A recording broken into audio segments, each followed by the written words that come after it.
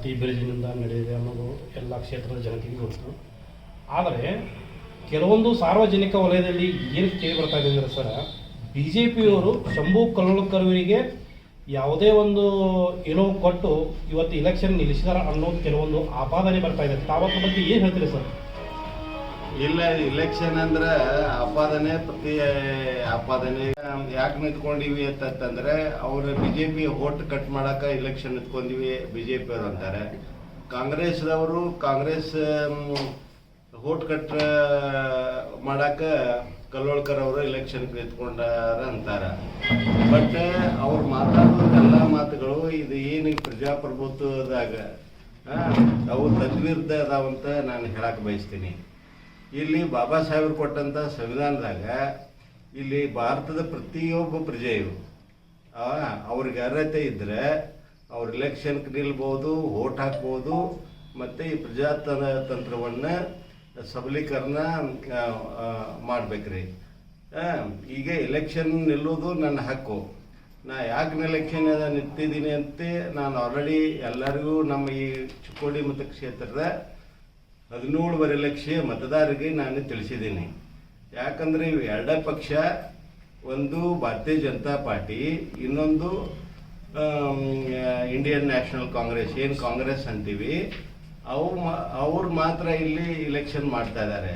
ಮೂರನೇವರಿಗೆ ಯಾವುದೇ ಒಂದು ಆಸ್ಪದ ಕೊಡ್ತಾ ಇಲ್ಲ. ಮತ್ತು ಇವರು ಆಯ್ಕೆ ಮಾಡುವಂಥ ಅಭ್ಯರ್ಥಿಗಳನ್ನು ನೋಡಿದರೆ ಇವರಿಗೆ ಜನಸ್ಪಂದನೆ ಇಲ್ಲ ಮತ್ತು ಜನಪ್ರಿಯತೆಯೂ ಇಲ್ಲ, ಮತ್ತು ಅವರು ಜನರನ್ನು ನಿಜವಾಗಿ ಪ್ರತಿನಿಧಿಸುವಂಥ ಒಂದು ಅರ್ಹತೆ ಕೂಡ ಇಲ್ಲ. ಸೊ ಅದಕ್ಕಾಗಿ ಜನರಿಗೆ ನಾವು ಆಪ್ಷನ್ ಕೊಡಬೇಕು. ಪ್ರಜಾಪ್ರಭುತ್ವದಲ್ಲಿ ನಾವು ಜನರಿಗೆ ಇದು ಆಪ್ಷನ್ ಕೊಡಬೇಕು. ಆ ಆಪ್ಷನ್ನು ಜನ ಚೂಸ್ ಮಾಡ್ಕೋಬೇಕು.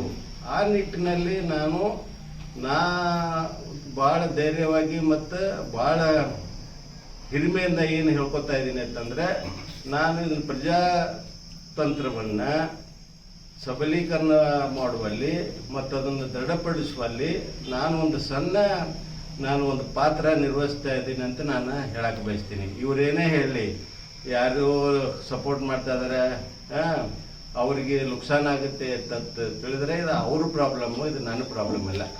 ಸರ್, ಚಿಕ್ಕೋಡಿ ಜನತೆ ಲೋಕಸಭೆ ಜನತೆಗೆ ಸರ್ ನೀವು ಯಾವ ಭರವಸೆಯನ್ನು ನೀಡಬೇಕು? ನಾನು ಚಿಕ್ಕೋಡಿ ಜನತೆಗೆ ಭರವಸೆ ಏನು ಕೊಡ್ತಾ ಇದ್ದೀನಿ ಅಂತಂದರೆ, ಮೊದಲು ಚಿಕ್ಕೋಡಿ ಡಿಸ್ಟಿಕ್ ಸಪ್ರೇಟಾಗಿ ಡಿಸ್ಟಿಕ್ ಮಾಡಬೇಕು. ಯಾಕಂದರೆ ಇಲ್ಲಿ ಏನು ಒಂದು 25 ಲಕ್ಷ ಜನ ನಾವು ಇವು 8 ತಾಲೂಕಿನಾಗಿದ್ದೀವಿ.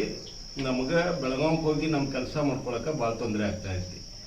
ಎರಡನೇದು, ಆಡಳಿತ ನಮ್ಮ ಮನೆ ಬಾಗಿಲಿಗೆ ಬಂದರೆ ಆಡಳಿತ ಸುಧಾರಣೆ ಆಕೈತಿ, ಜನರಿಗೆ ಅನುಕೂಲ ಆಕೈತಿ ಅಂತ ನಾನು ಹೇಳಕ್ಕೆ ಬಯಸ್ತಾ ಇದ್ದೀನಿ.